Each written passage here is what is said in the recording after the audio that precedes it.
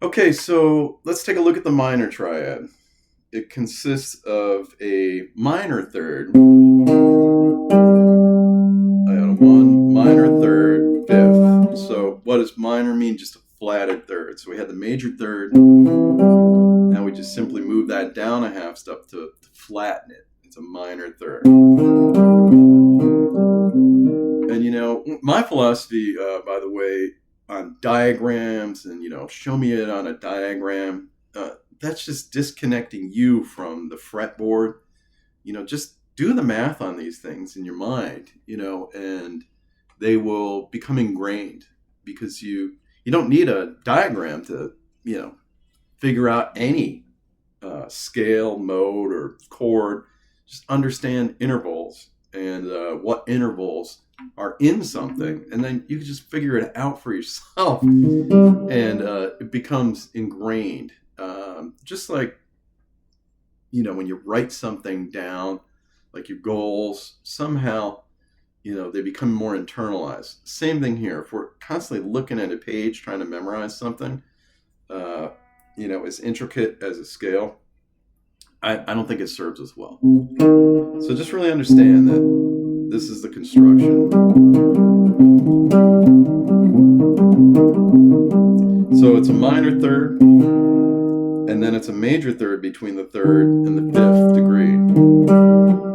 So two whole steps between the third and the fifth on a single string. And then if we're coming from the string above it, it's our major third interval that we're really used to seeing. And because it's a perfect fifth, now our root, we know the root's right above it.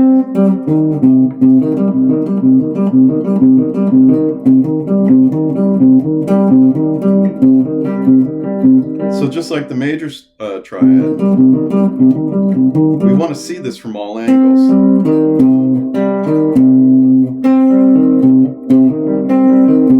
Right? So let's go down to the fifth string. Nothing changes because we're tuned in fourths. And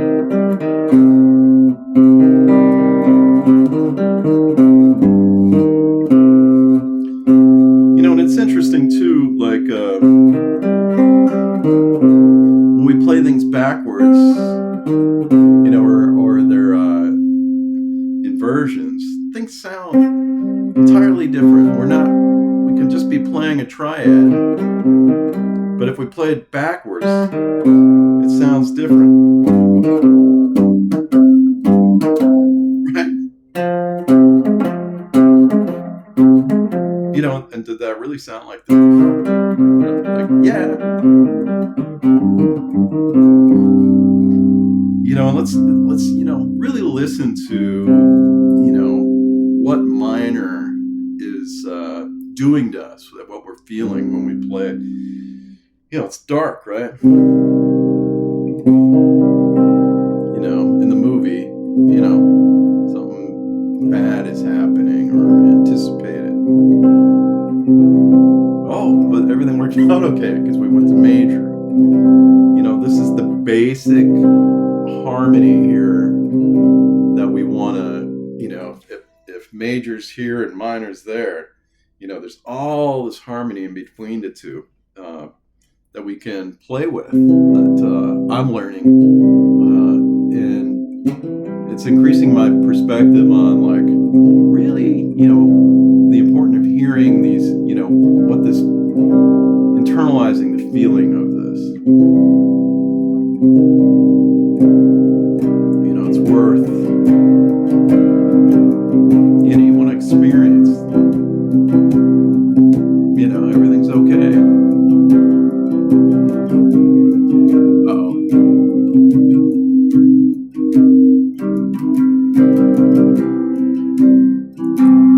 All right, so back to our triads, right? Let's go to the fourth string.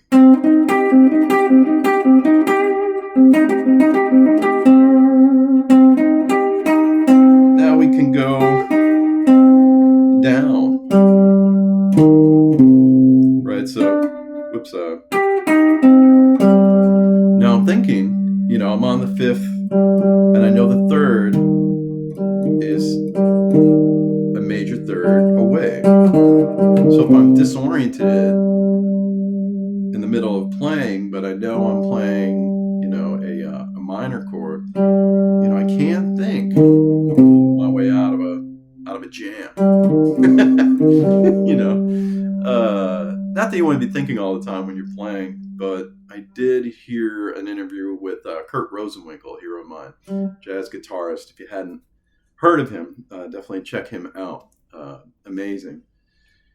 But he talked about, for somebody asked him what he thought about when he played, and as he was learning, he was thinking about intervals a lot. Not sure how much he thinks about it today, probably less. So, but at my point in my playing, I think about intervals a lot. And I would say I'm sort of intermediate advanced, trying to push through to this, more sophisticated capability, and find myself really having to zero in on seeing all the intervallic relationships. So I can think myself out of a jam when I'm practicing, and when I'm playing, it's less so that way.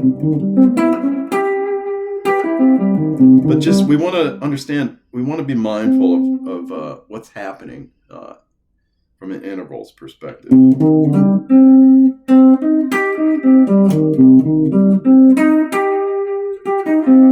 Right, so I know my perfect fifth is right below this root, and a major third and a minor third.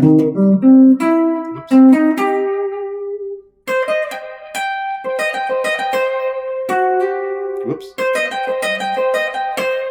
So what happened here, right? I have to, because the B string is down, tuned down a half step, a third. Everything that starts here on the B string is one half step above where it is down here when it's tuned to fourths, right? So my fifth, which is normally here, is over here now. So if I'm mindful of that, I can navigate that more easily. Whoops.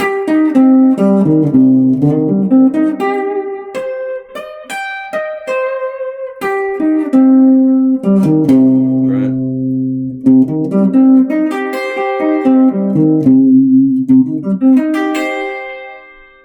So we want to know these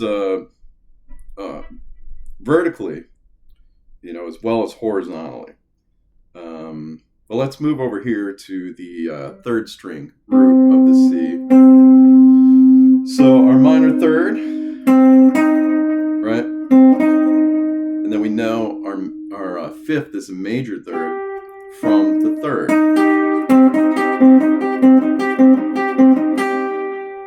We also know that the minor third, we could go this way down to it.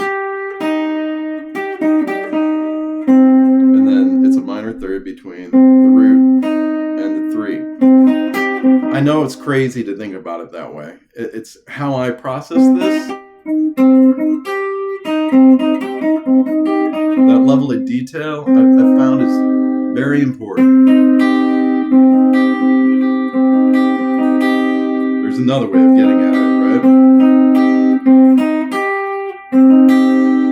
So we want to know that our minor third is here when we're on the third string root, and our fifth is right here.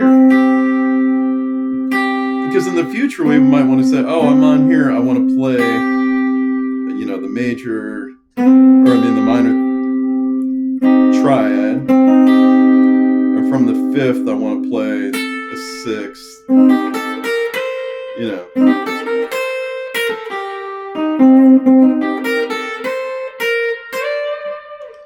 those kind of things.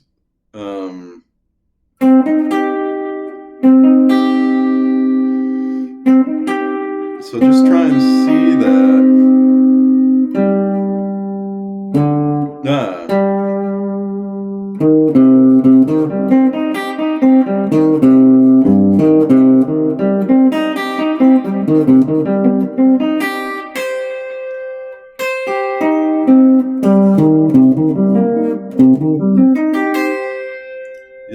it takes work. Obviously, I'm still working on it. It's something we can work on every day. 10 minutes. Work on the major that day. Work on the minor the next. You could still be working on other things, because we can become, very proficient players without having this together. But if we really want to get through to the advanced mastery level, I know we got to know these things, like the back of our hands.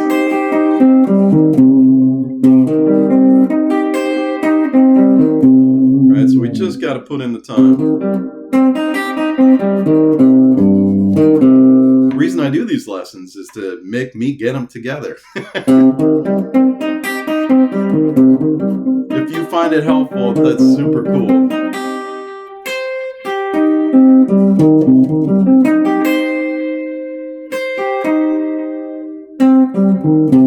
I struggled for many years, to figure out an approach. Getting into the Robin Ford dojo was really transformational for me.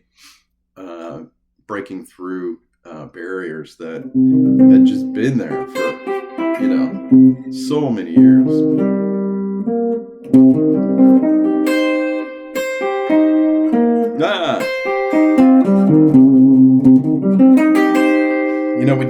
We don't want to have to think about these things. Just need them to just be there.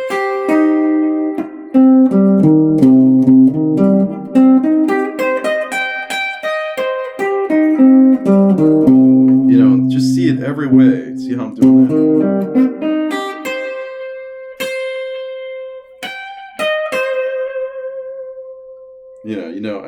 You can't afford to get lost for a second.